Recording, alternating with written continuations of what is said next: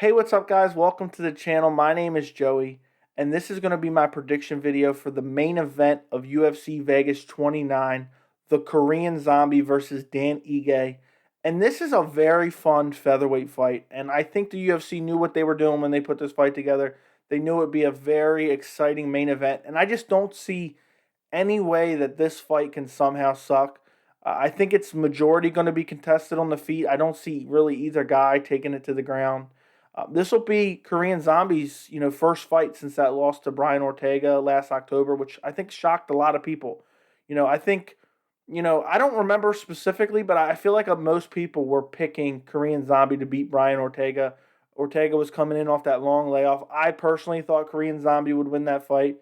And I just was really shocked the way Brian Ortega was able to win, and not only win, but win in the striking. The fight was really not played out on the ground too much. It was a majority a striking battle. Brian Ortega landed that nasty spinning back elbow on Korean Zombie and hurt him badly. And just pretty much outclassed him for the whole fight from what I remember. Uh, and this will be Korean Zombie's return fight. Dan Ige is coming off of that spectacular knockout of Tucker. I think it was like within 20 seconds of the first round. So he's coming off a big win. Um, so usually it's a little bit of a strange matchup because UFC usually likes to match up guys both coming off of losses or both coming off wins, but that's not always the case. Obviously we've seen it in multiple instances where they don't do it, but that's usually something they like to stick to. Before that, Dan Ige lost to Calvin Kattar. Was it pretty much outclassed in that fight? I mean, it was competitive. It wasn't by any means, a blowout, but Calvin Kattar was able to kind of piece him up, use his boxing, piece him up, and eventually win the decision. For this fight, and for most of my prediction videos. By the way, guys, make sure you like the video. If you guys enjoy these prediction videos, make sure to like it. But for these prediction videos, I like to kind of, I give my prediction, but then I also like to tell you like how confident I am in my predictions. So some predictions I'm like kind of iffy, and then some predictions I'm like really, really confident in. Charles Oliveira versus Michael Chandler. I picked Charles Oliveira. I said I was very confident in that pick. But there's other ones, that I'm kind of almost toss ups. In this fight, I've kind of thrown it back and forth of who I'm going to pick. But I am going to go with Dan Ige. And I feel like he may get the finish here, as much as I hate to say it. So I'm going to go Dan Ige by third round KO. And I'm not super confident in this prediction. I would say, if I had to put a percentage on it, maybe 60-40 Dan Ige. I just, after seeing Korean Zombie just get pieced up by Brian Ortega, it's hard to pick him because I wasn't super high on Brian Ortega striking. And I know he came back after 2 years after that beating to Max Holloway and, was able to make improvements, and he came in and looked great against Korean Zombie. But I don't think anybody was ever super high on Brian Ortega striking, and the fact that he was able to outclass Korean Zombie the way he did and hurt him multiple times. He hurt him multiple times in that fight. I just feel like Dan Ige has significant power. And Korean Zombie, when he's being successful, he's normally rushing forward and being very, very reckless. I mean, that's how he got the name the Korean Zombie. In his fight against Ortega, he had some moments, and most of those moments were him rushing forward, landing shots, and being reckless. And I feel like if he does that against Dan Ige over the course of 5 rounds, regardless, how far it goes, I think that eventually Dan Ige will catch him and put him to sleep. And, even if it's a TKO, I'm going to say KO, but it could be a potential TKO. Um, I just see it. That's the way it's going to happen. If I feel like Dan Ige's faster than Korean Zombie, and it's just hard to pick a guy coming off of such a debilitating loss like what happened to Brian Ortega. And maybe it's not as bad as I'm making it out to be, but for me, I just expected Zombie to go in there and beat Ortega and then move on to a title shot. And he just, that fight really shocked me. And Korean Zombie over the course of his career has taken a lot of damage. And, maybe this is the time it'll catch up to him. And, he's been susceptible to rushing forward and getting clipped and knocked out. I mean, in that Yair fight, he won for 4.5 rounds. There's like 10 seconds left in the fifth round. He rushes forward, and we get that crazy upward elbow which is still probably the craziest knockout I've ever seen, honestly.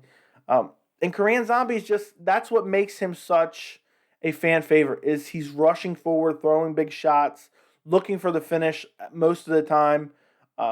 And I just feel like that's also his weakness too, And if Dan Ige is pressing him backwards, I believe he's gonna, lose the fight because Korean Zombie's only good, not only good, but the majority of the time that he's being successful, he's moving forward. He has good leg kicks, but so does Dan Ige, and it was really hard for me.